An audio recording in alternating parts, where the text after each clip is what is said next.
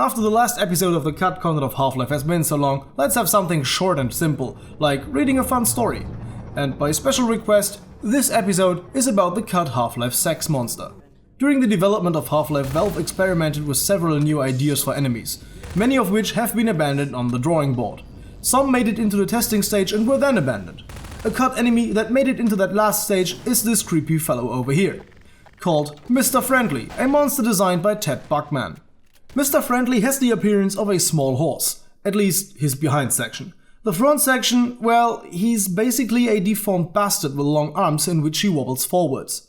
These long arms are also used for one of his two primary attacks. He was supposed to use them to knock the player off his feet, and then I guess, give him a nice hug.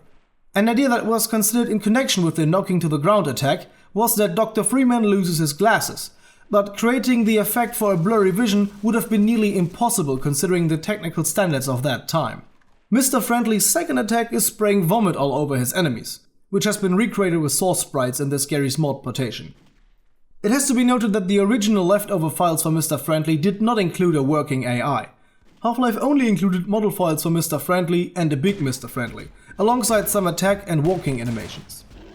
And what most of you don't know, Mr. Friendly has a pretty dark secret, which I kinda hinted in the beginning. So now comes the part we have all been waiting for. Story time!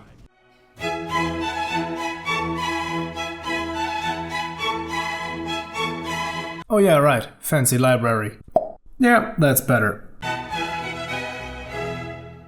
I remember early on when Gabe had worked out what genre he wanted to do and asked me to recommend a concept artist. I remember my friend's little 12-year-old skate punk brother who used to draw. I always liked his work, it was really nice classical stuff, and I heard that he had just graduated from the University of Washington Art Department. So Gabe called him and asked him to do a couple of sketches of possible monsters. He came in looking nothing like how I remembered him. He was no longer a little kid. He's now 6'2", all tattooed up with various metal bits poking out of his body. He then opened up his portfolio and started showing drawings of these really disturbing and unsettling looking creatures. Not at all what I expected. They looked like deformed alien genitalia, except for this one that looked like a Cthulhu-esque dog that had a fairly obvious phallus, and it looked like it was about to mount something. I'm thinking, oh god, what have I done? This guy is a freak! Then in a very straightforward way Gabe asks, so what's this underneath the monster? Mr. Friendly? There's a bit of a pause. Then Ted comes back with, that's his penis. There's a longer pause, then Gabe says, uh-huh. I'm sitting there really starting to squirm, but I have no idea how to stop this train wreck. I'm just about to blurt out something and change the subject when Ted pipes up with, well, I was thinking, what's scary to our target audience? A lot of them are 14-year-old boys. They've seen all the big brutish monsters with guns for their hands already. That won't really do it. So I'm thinking, what actual fears do they have? So I decided to go with something that elicits a homophobic response. He then starts into a long detailed talk about how Mr. Friendly lurches about his permanent reptilian sexual display, grabbing the player with these long tentacled arms and then pulling them towards itself until the point of fatal copulation. After he finishes up, there's another long pause as Gabe continues to stare at the image.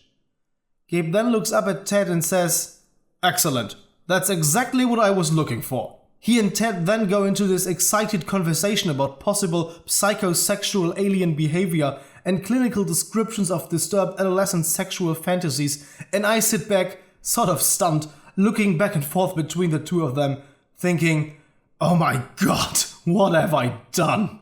From that point on, I didn't know where it was going to go, but I knew I didn't want to miss it. For me, that was the first day of Valve. I guess I don't have to add anything to this story. Valve basically created a monster with a Mr. Garrison style of attack. And when you say f them all to death, what are you actually suggesting be done? I'm suggesting we round them all up, pull down their pants, and f them until their spirits leave their bodies. I hope you enjoyed this third episode of the cut content of Half-Life. So, see you next time. Till then, maybe check out some of our other videos like the cut content of Counter-Strike, or take a look at our obligatory 4th of May Star Wars video. Till then, have a nice day, and as always, goodbye and guten Tag.